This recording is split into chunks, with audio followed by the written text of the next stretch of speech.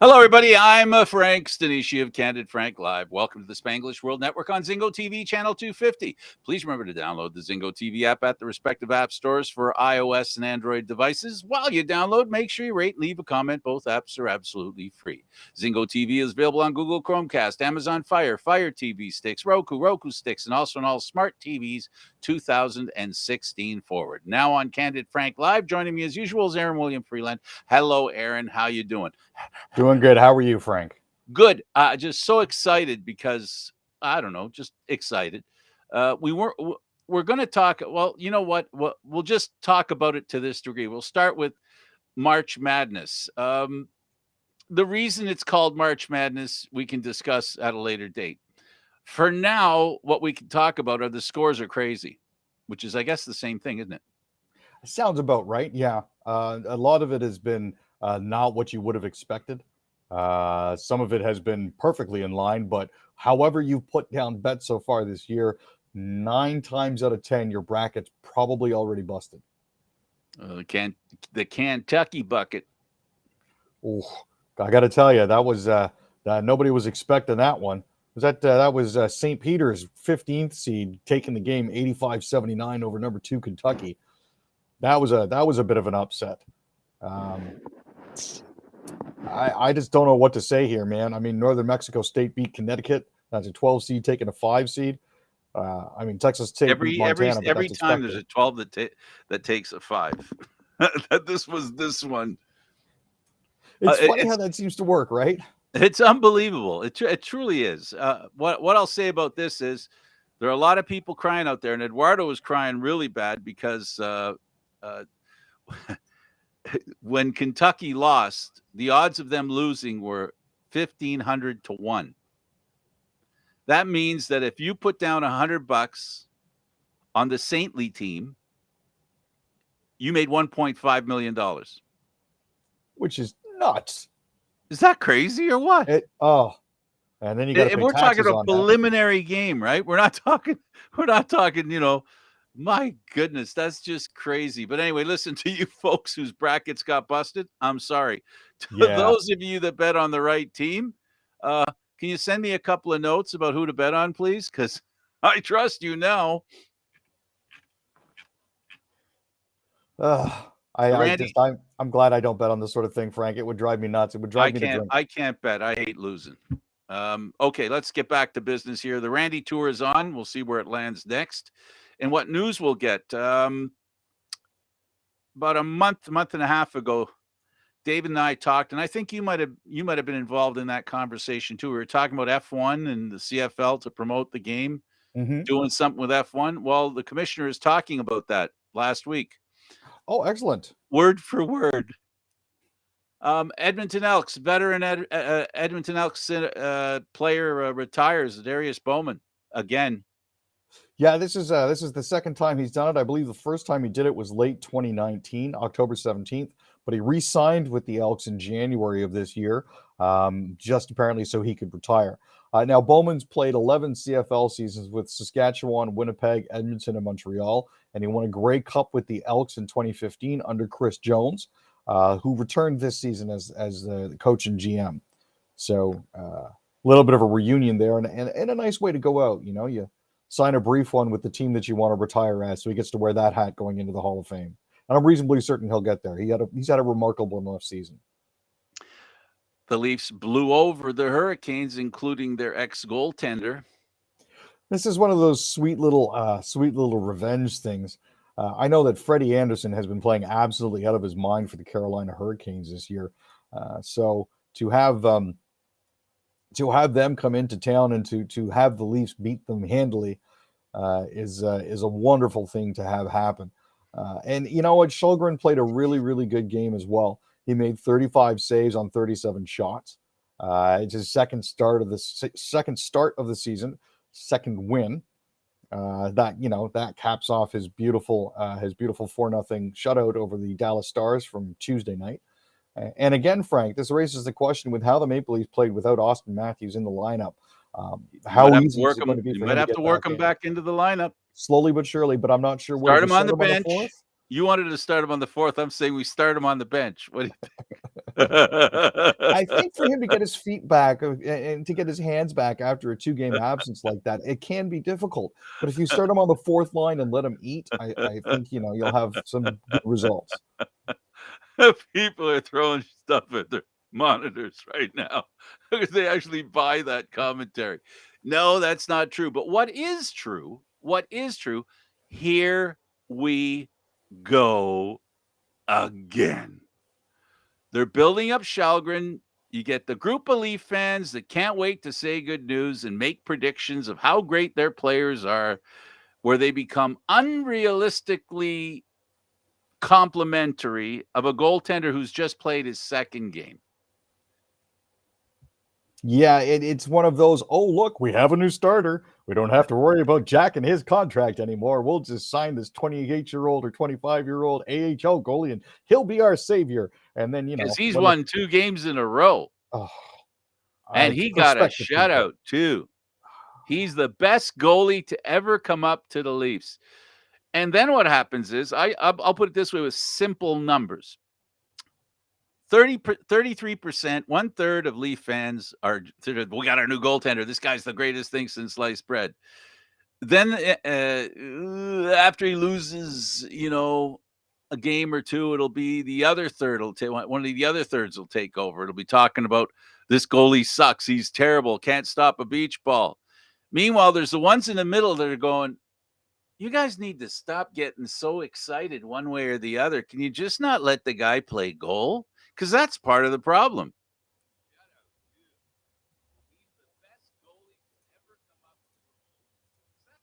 Nothing to add? No, honestly, you've got the breakdown pretty much set there, Frank. I'm just attributing numbers to it, but essentially that's what you're talking about. And it's not every fan base either. The problem with Toronto is there's too many of them. Well, with every fan group, you get the usual gang of idiots, as I call it, and they're the ones that are quick to anoint and quick to tear down. So. Please just enjoy the games. He won 2 games. He got a shutout in the first one. The last one he had a little bit of luck too. A little bit. Like the puck travels past him to the stick of the Carolina Hurricane player that all they had to do was tap it into the open net. Couldn't find the puck with his stick. No. So folks, that's what it's about. There's a bit of luck and there's a lot of skill involved. And you just too much. Like, it's just too much. He played well. He's a good goaltender that teams, Aaron, honestly haven't figured out yet. There's that part too.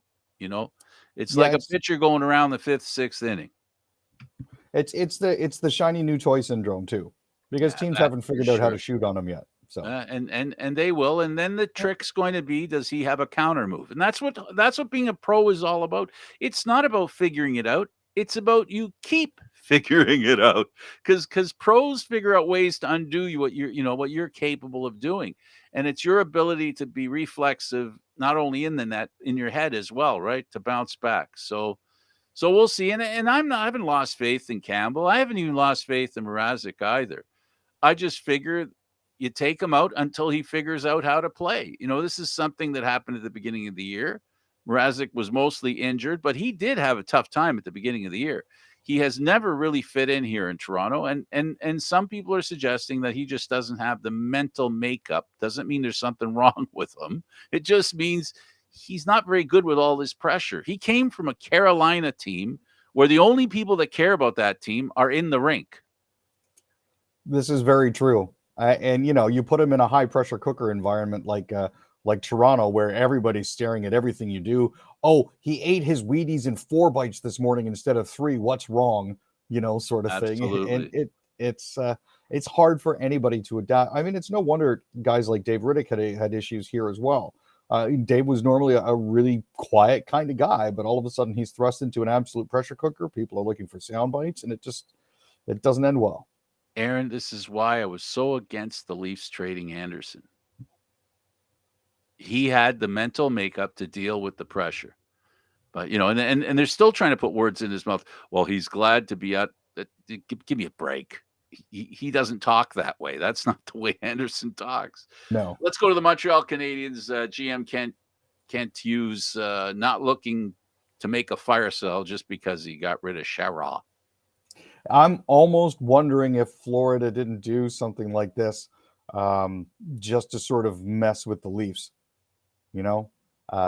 just by setting the bar, as it were, by trading Sherratt to Florida on Wednesday night for a 2023 first round, a 2022 fourth round pick, and a prospect.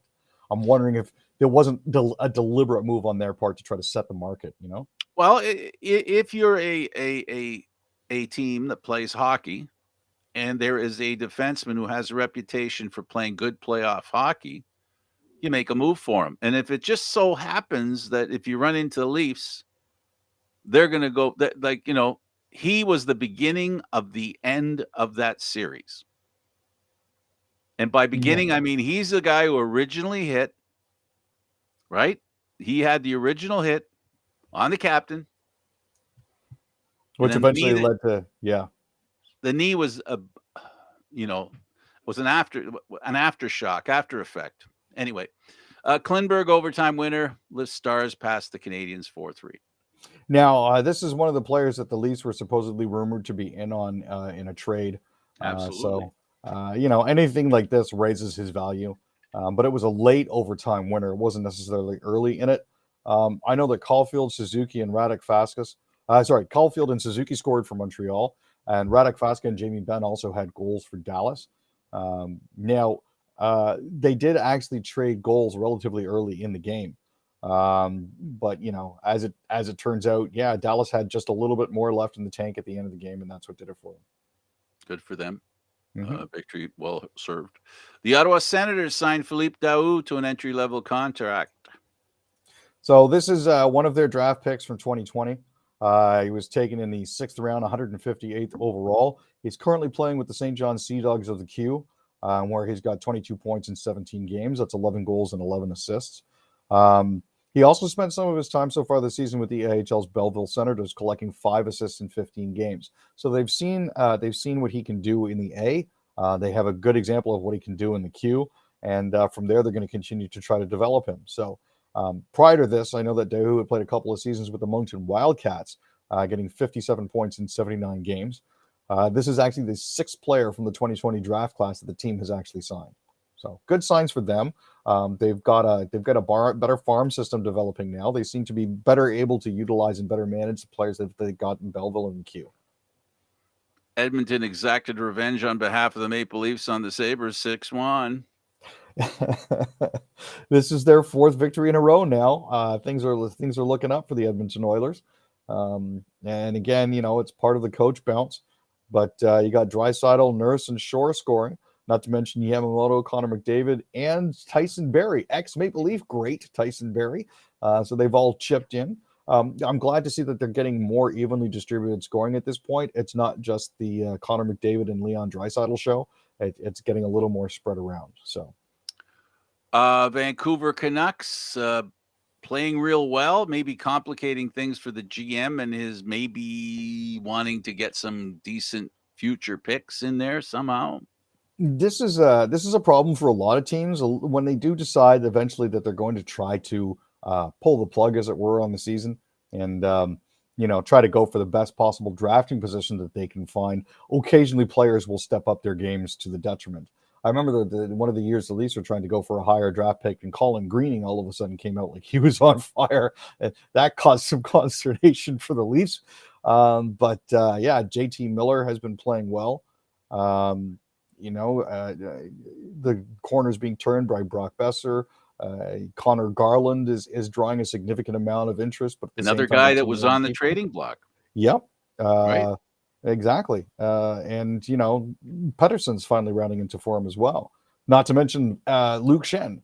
So another guy that's on the trading block. Yeah. So the Canucks president Rutherford tests positive for COVID-19, and I thought we were past that. Well, it is what it is. He's gone into NHL's protocols and is working from home. Most of the the Canucks roster tested positive in late December and early January. It'd be interesting to see how Rutherford comes out of it here. He only came to Pittsburgh in December after spending more than 7 years with the Penguins. So we'll have to see what happens here. I mean, the Canucks didn't have a good start, but under Rutherford's hand, they've managed to turn it around a little bit. So they're sitting at 30-24-7 right now, and are hosting the Red Wings shortly. So we'll have to see how that works out for them. The Red Wings were averaging around 5 to 6 goals a game over the last dozen. Nedeljkovic posts a 43 save shutout, so he did miracles, actually. The only reason Detroit didn't have 5 goals against is because of him. They beat Vancouver 1-0. Yeah, this was actually Nedeljkovic's second shutout of the season and 5th of his career.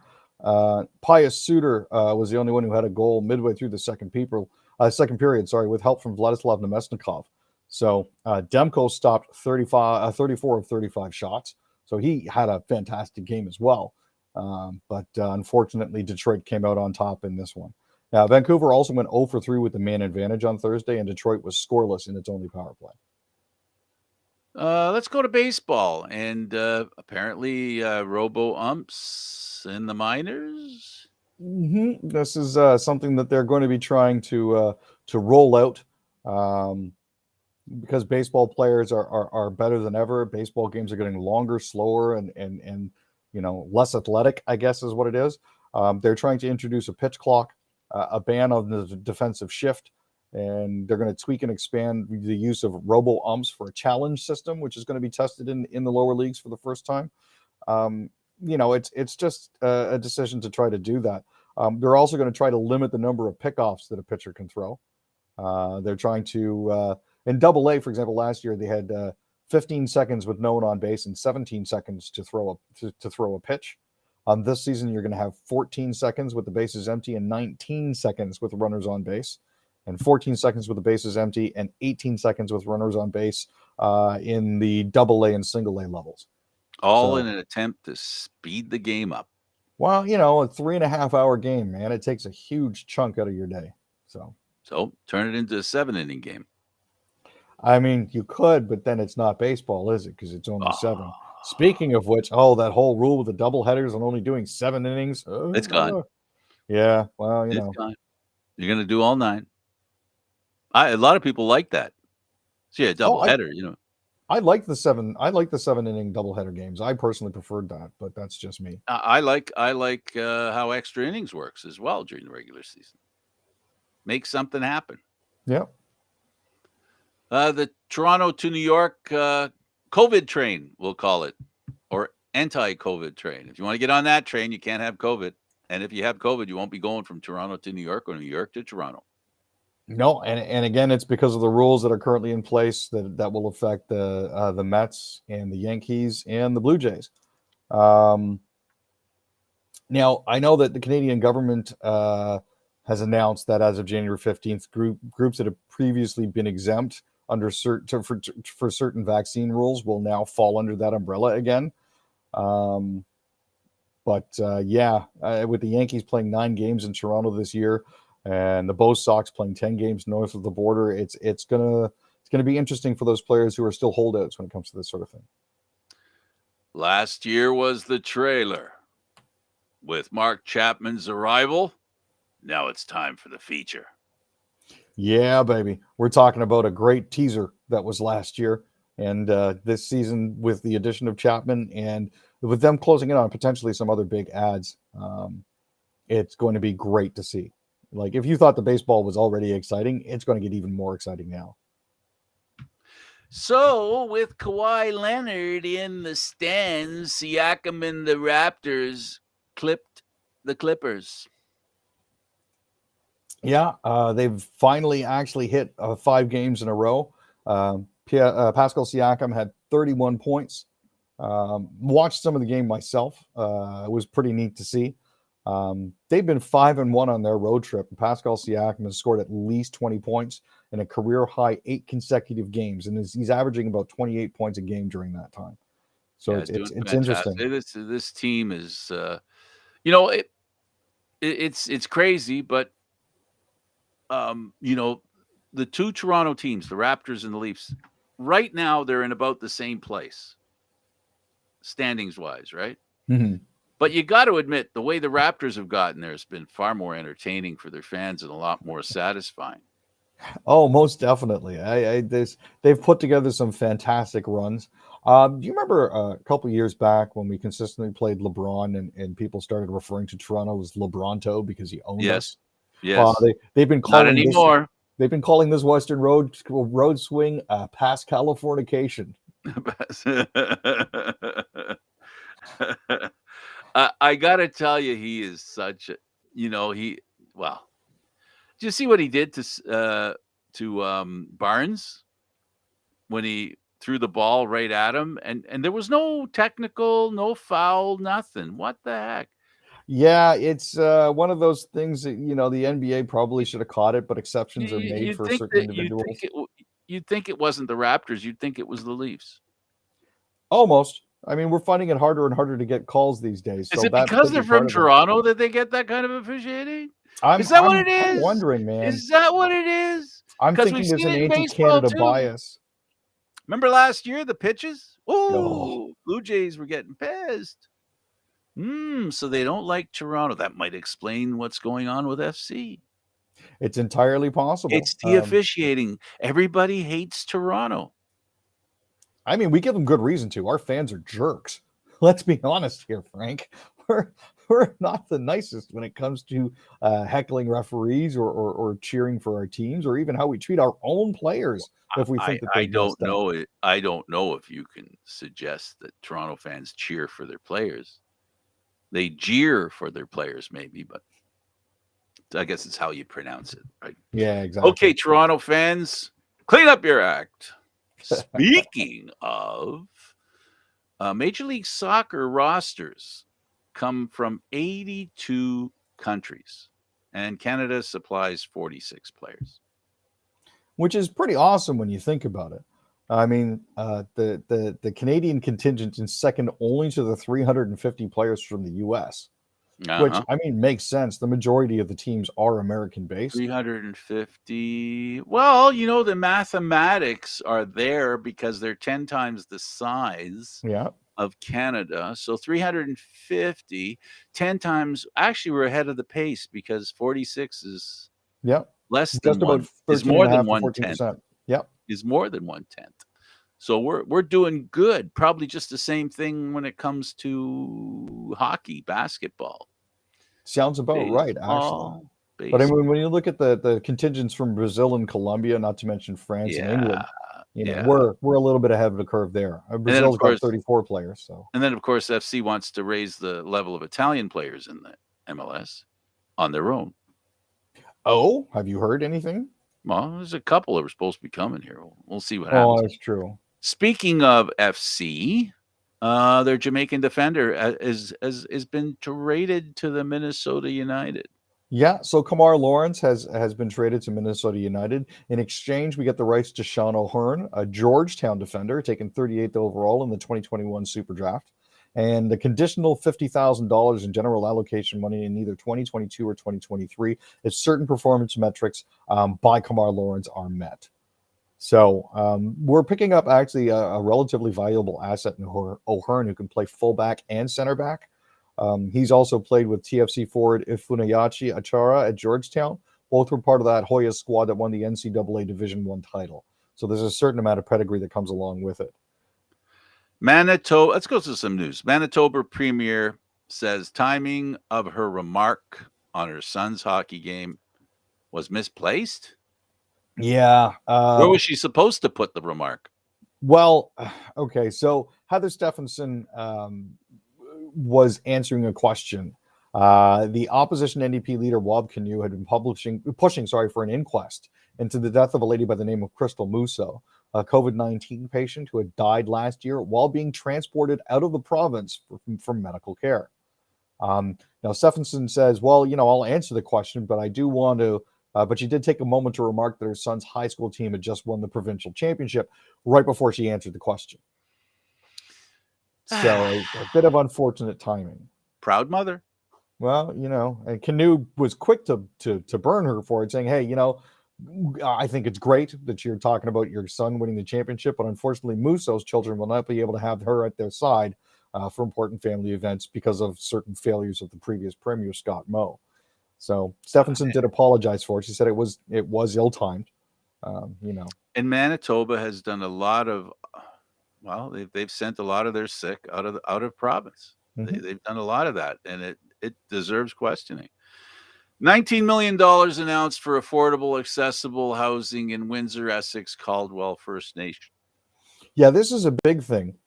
The federal government has actually announced $19.2 million for dozens of affordable homes in Windsor, Essex, and Caldwell. So this was announced on Thursday and is coming through the Rapid Housing Initiative, which is going to see 61 new affordable housing units constructed in the next coming months. A lot of people are concerned about affordable and accessible housing, says Windsor Ward 2 Councillor Fabio Constante. It's a very big issue in our city. It's a no-brainer to sort of support that.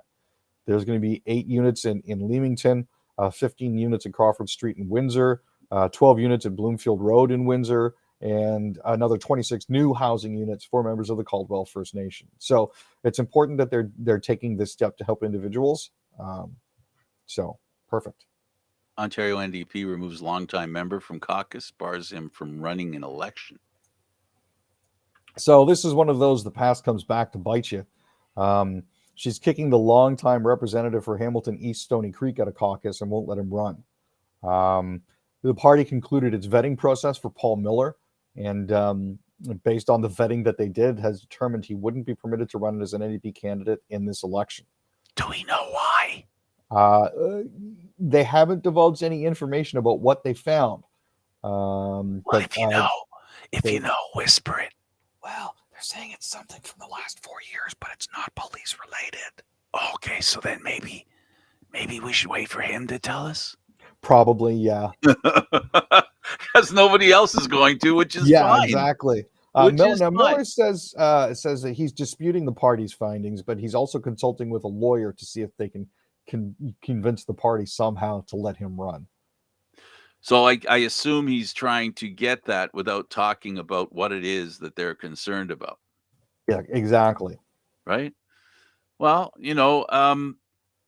we've all experienced and we all understand that sometimes the accusation can do a lot of damage, and undoing it, as Patrick Brown found out, can take a long time for an admission. It took, I think it's about 4 years, isn't it? That from the time that the Star article came out and then they apologized. So, Well, this is actually something that I think that goes back to 2018. Yeah, so it's another thing that the story goes back. The other story, I'm trying to remember, it wasn't that old. The story wasn't that old. The Patrick Brown thing was something that happened.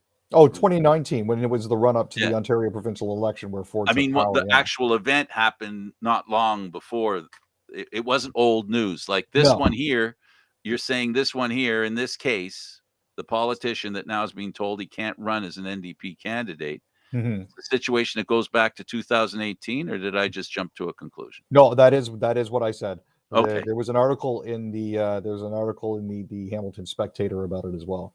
So if the math works the same, 3 years to hear about it, 4 years to work it out, 7 years in total to deal with an issue that may or may not, or should be dealt with. That's my point. That's my point. A lot of emotional damage can happen to a lot of people, not only those that are the victims. Well, the victims are different nowadays. Now you can turn somebody into a victim by accusing them of having victims. So we found that out with Brown. Mm-hmm. A Halifax mayor wants park being used by, well, he wants it returned to being used by the community. Yeah, Meagher Park, which is called the People's Park by some, Mike Savage, the Halifax mayor, wants it returned to the people. It's currently being used as a tent site for homeless people, and it has been since August. So Savage says the city is currently working with the provincial government to create housing options for people living in the park. This also dovetails nicely with some of the information about some of the new proposed container and tiny homes that Halifax and Dartmouth are looking to put into place. So the city already made a major investment setting up 26 modular housing units in Dartmouth, with another 38 to come in Halifax. And we've mentioned this before on the show. So it's nice to see that they've got a location for the people living rough in the park to try to move into.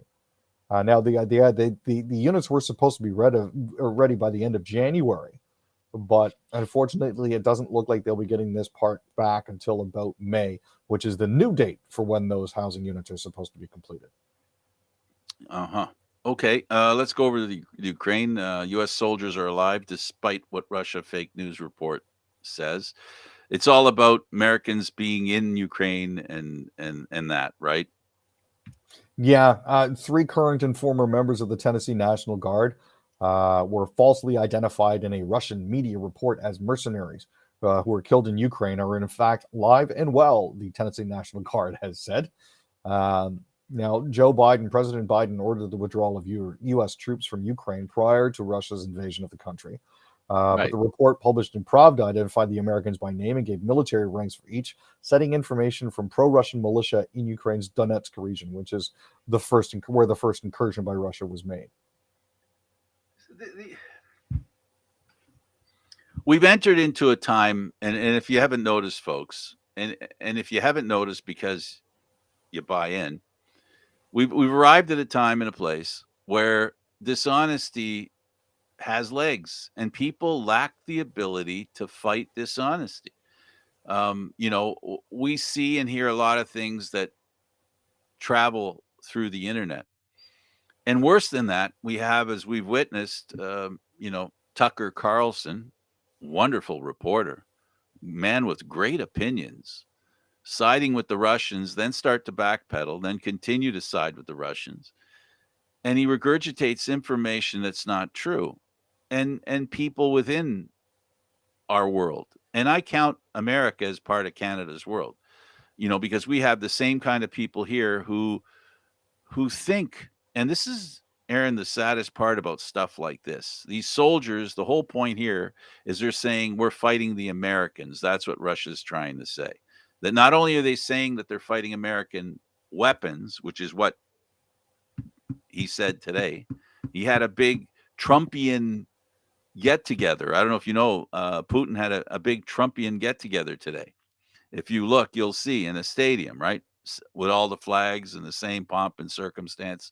Mm-hmm. And then he's telling stories of things that many of us believe aren't true. Now, I don't know how to say this other than this, is that the thing that saddens me more than anything, and I don't want to see it happen here in Canada, is I don't want to see people, like if you and I have a fight, you and I disagree with each other. I would like it to be an argument you and I have based on facts, number one. Number two, that we have it between us and not bring in a third party to say, well, those people over there that neither of us like, they agree with me. That's the part I can't understand. Because anybody in America who supports Russia in any way doesn't understand the basic principle of democracy. And it's that democracy that you lose because you're siding with somebody who doesn't want democracy. I always find it interesting that people say, how do Russians not know what's going on in their own country? And I think to myself, if you're American, you're living in a country where 40% of the people think that their guy won, even though he very clearly lost. So it can happen anywhere. I just agreed. And the difference is that there's nobody to dispute that, right? Nobody's allowed to argue the point. If America was like Russia, there would be no disputing the election. I don't know how they can't figure that out. I don't understand how they don't see that the fact that they have the right to complain about the government and even accuse the government of cheating, of being crooked, and they can't put two and two together and say, well, what do they do in Russia when people say stuff like we say? How come we never hear about people there complaining about it? Because you're not allowed to. And if you do, you end up in jail. I'll tell you, I just, it boggles one's mind. And then those same people who talk about free rights for Americans are the same people that are saying, yeah, Russia's right. I don't understand how I you can be a don't get patriot it. and then say you want to be Russian. I don't get it. I don't get it. I really don't. And I'm sure there's logic to it. I just don't get it. Okay, Ron Jeremy, former porno Adult film guy. star. Yeah. So he's not all there. Is that what his lawyer's suggesting? Well, it has now shifted after the initial charges were brought and so many different people stepped forward. Charges were initially brought back in 2020, so it's taken a while to get a lot of the information and a lot of the statements and everything like that. Now, he's been indicted on more than 30 criminal counts made based on allegations made by 21 different women. He faces a dozen counts of forcible rape, 7 counts of forcible oral copulation, 6 counts of battery by restraint. But now they're trying to shift it to saying, well, he's not mentally all there, therefore we can't prosecute him. That doesn't 6 mean he weeks can't before the be start of a punished. trial. That doesn't No, mean he can't be punished, right? no, but I think his defense is trying to move towards a not criminal due to reason of mental defect or disease. Was he mentally defective at the time that he did what he did? That is the question that they're looking to try I to think we answer. But both understand what I'm saying, and I yes, know I understand what you're saying. yeah, Is that, all of a sudden he's crazy now, so whatever he did before doesn't matter? I don't think so. yeah. See, I and don't they're think looking so. to schedule a mental health competency hearing for the month of April, so we'll have more Whether information he on that. whether he ends up if he did this stuff, just if he did even a small portion of what he's accused of, for me, it's only a question of whether he spends time locked up in a Crowbar hotel or a rubber room. Either way, he gets locked up, Yeah, right? So they can say whatever they want, but you can't ignore the pain and suffering that he caused, and you know the legitimate pain and suffering that he caused. I know sometimes I talk about guilt and innocence and accusations and stuff. The point is he's on trial right now, and hopefully beyond a shadow of a doubt, they'll find out one way or another, whether he was guilty or innocent to the fullest extent of the law. And then he pays the price according to the crime or crimes that he's committed. That's the way life should be. So I'm just not surprised, Aaron. Are you, that the legal system has this in it? Like they're supposed to. The defense lawyers are doing everything they can for their client. Understandable, totally understandable. But hopefully it doesn't disengage, the rights of the people who were harmed. exactly. So Right? I'm hoping that there will be a resolution to this, and regardless of his current mental state, I hope that that justice is borne out, justice is done. For me, his mental state only determines where he is, because for the sake of, if we're going to be compassionate or empathetic, we want him to, we want to respect his mental state. But Definitely. but he doesn't get to use that mental state to be forgiven for what he's done. It just means that, okay, now we're going to consider what we're going to do to you based on where you're at. So, you know, the point is, whether he's mentally incompetent or whatever, either way, if he's guilty, he needs to be separated from society until society can feel that they're safe to Mhm. release him. And that's the whole point here, right? Yep. It's about stopping somebody from doing stuff. That's what that's what the criminal system's supposed to be about. You know, uh, same reason why you might say somebody who committed a murder 40 years ago, 50 years ago, as a teenager, may have changed in the past 40 or 50 years. You can say that as well. I'm not here to say that, people should be um, defined as not being able to change, Mhm. but there's a price that should be paid too. Forgiveness comes when you say you're sorry and when you mean it. I think that's the part that a lot of people seem to forget, is that it actually has to be meant. And I believe that 100%. Sorry. Also, an apology is not, I'm sorry if you were offended. It's No. I'm sorry if I offended you. I'm sorry is I'm sorry in my book. Yeah. Wow. Okay, Ontario science tables COVID-19 warning. Uh-oh. I smell trouble. Yeah, it's something that keeps coming up over and over and over again, and nobody seems to listen. But the Ontario Science Table is warning that guess what, guys? New modeling data shows that the province is no longer seeing COVID-19 cases, hospitalizations, and ICU admissions decline. It's actually starting to go back up again. Given the relaxation of public health measures and the consequent increase in transmission, hospitals and ICU occupancy is expected to increase over the next few weeks, but less than in January 2022, and for a limited period of time if changes in behavior are only moderate. So we're looking at the BA2 becoming the dominant strain. And again, it's one of those, you got to run all the way through the finish line. You can't sort of let up when you're 99% of the way there. You've got to see it all the way through. I think they call it Deltacron, right? Or son of Omicron or something like Omicron, no, Oma Delta, no. I think it's Deltacron. That's what they're calling it. Okay. Because it has the tenacity of Omicron, but it has the hurt of Delta. Oh boy. Yeah, that's the problem. COVID-19 travel rules change. Canada removes pre-arrival COVID-19 testing after that story. Yeah. So, in the interest of getting businesses moving again and or reigniting our flagging tourism industry, pre-arrival testing for fully vaccinated travelers entering Canada will be removed effective April 1st, 2022. However, the federal government will continue with random PCR testing at airports, but you don't have to quarantine while you wait for your test results anymore, they're saying. Travelers must provide their proof of COVID-19 vaccination through the ArriveCAN app. So they're not completely doing away with vaccine passports. They're just saying you don't have to get tested before you get on the plane. So, yeah, there's that. And now, the rules for cruise travelers when the season begins in early April, an antigen test is required for all passengers no more than 1 day before your scheduled departure. There is no longer going to be a requirement for individuals for being tested before getting off the cruise ship.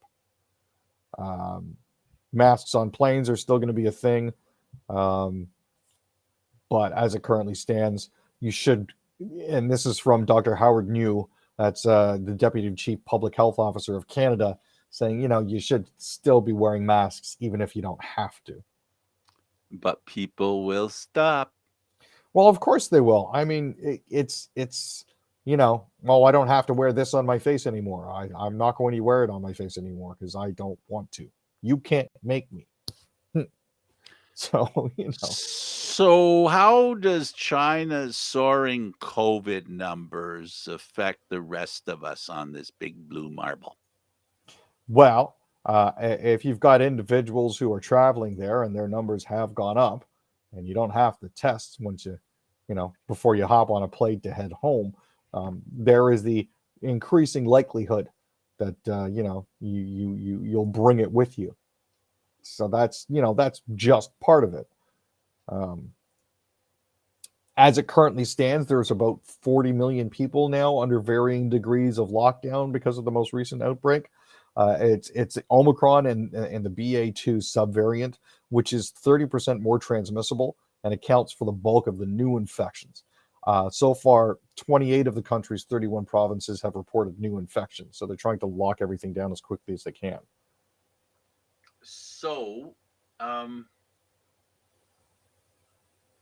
I said a couple. It's got to be at least a couple of months ago, and it's starting to look like, and I hope they've been planning on it because I'm beginning to believe what I said a few months ago, and that is that, I don't think that, I believe in masking. I believe in being vaccinated. I got boosted.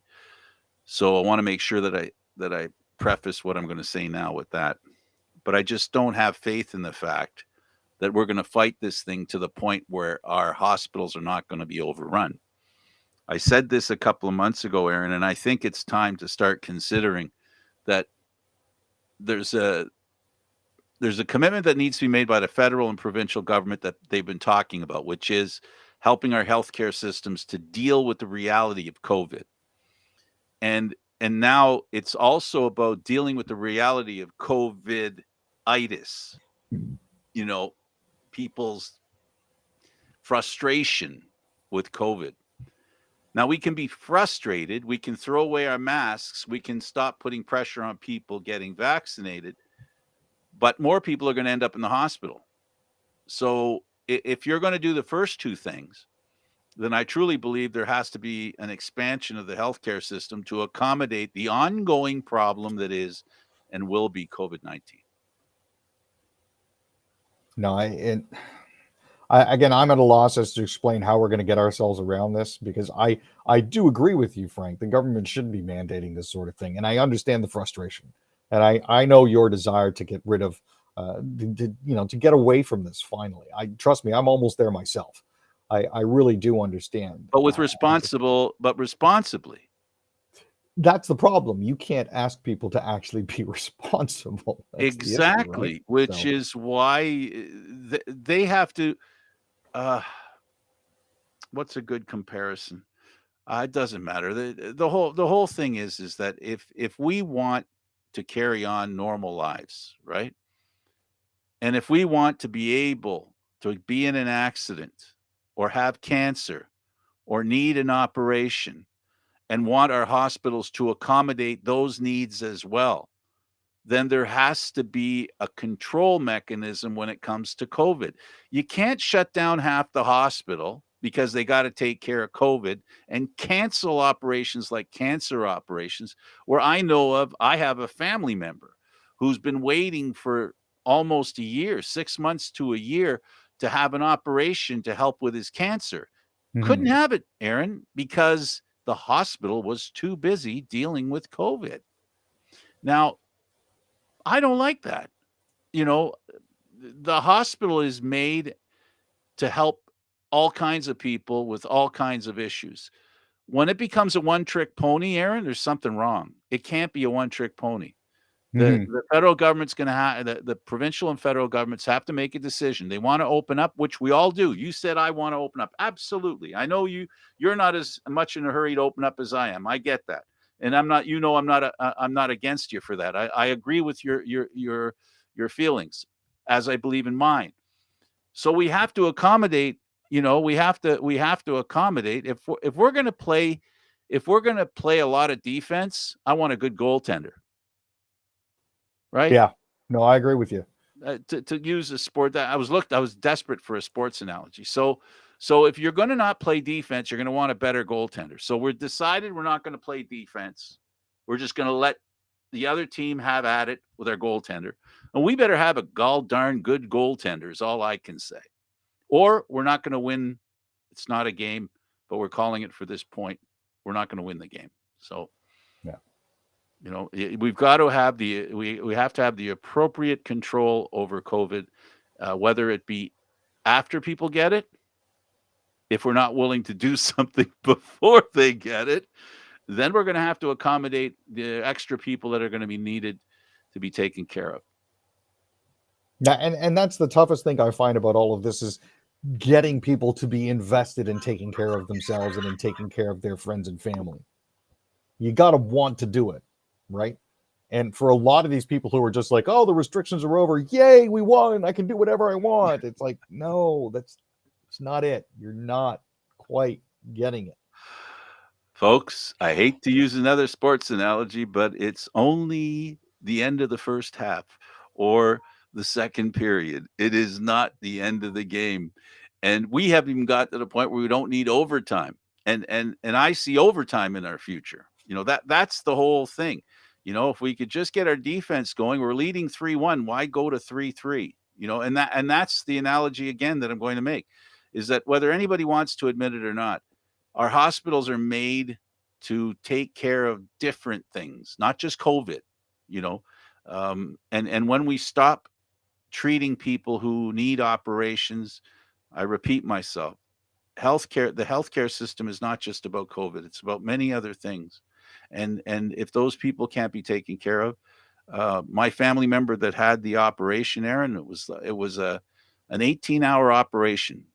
didn't know if he'd live because he lost so much blood. But because they had to wait to do the operation, it became riskier and riskier and riskier. And this was a very healthy, physically in great shape person. Mm-hmm. So I ask myself and I say, now, how many people are like that? And how many people in a position like him who aren't as healthy as him will lose the fight with cancer because we refuse to stamp out COVID the best we can? It's the problem I have with it. What do you have for final comments, my friend? We got a couple minutes. We're getting right down. I was going to say we're getting right down to the short strokes on this. You know, the vaccine passports, we've already done away with that.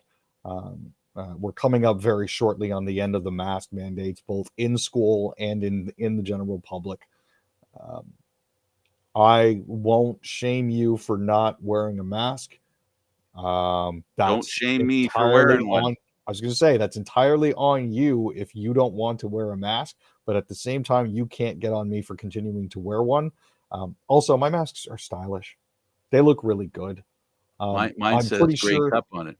Yeah, but hey, you know, I'm pretty sure you don't want to smell what's on my breath after the lunch that I had either. So in a way, I'm doing you a favor by wearing a mask as well. And that's sacrifice because you're doing it to yourself. Yeah, I mean, you know, do me the common courtesy of not being a total jerk bag about it. Okay, it is what it is. You're gonna do what you're gonna do once these restrictions are lifted. Respect my choices when it comes to that sort of thing. As long as we look after each other and try to do the right thing, you know, it's not a big deal to get the jab. I've had 3. If I have to get 4, that's fine. They're telling us there's a 4th one coming, Aaron. So hey, I can see the insanity of it. You know, when people talk about it. You know.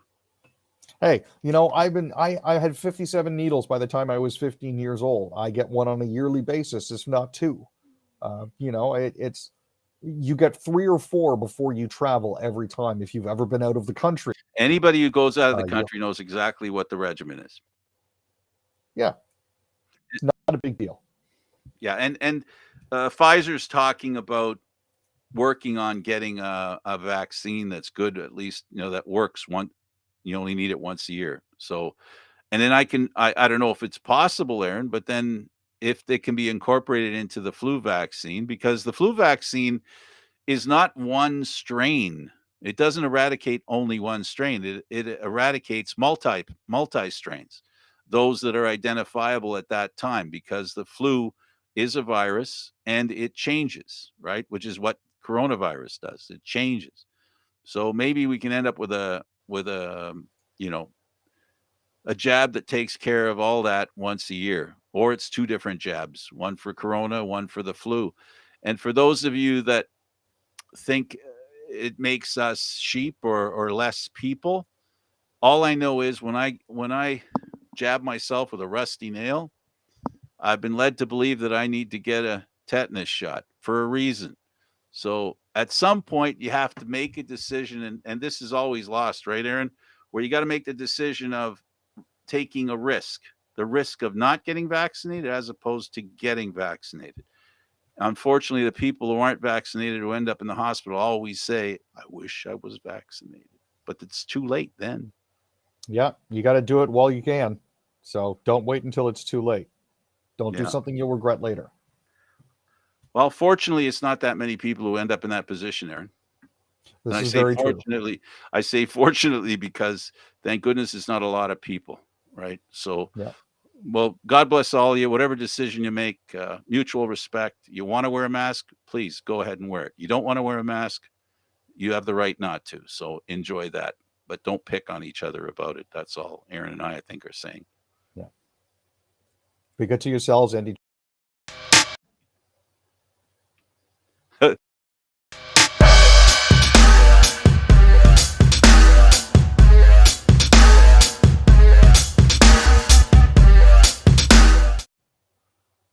Good job. Good job.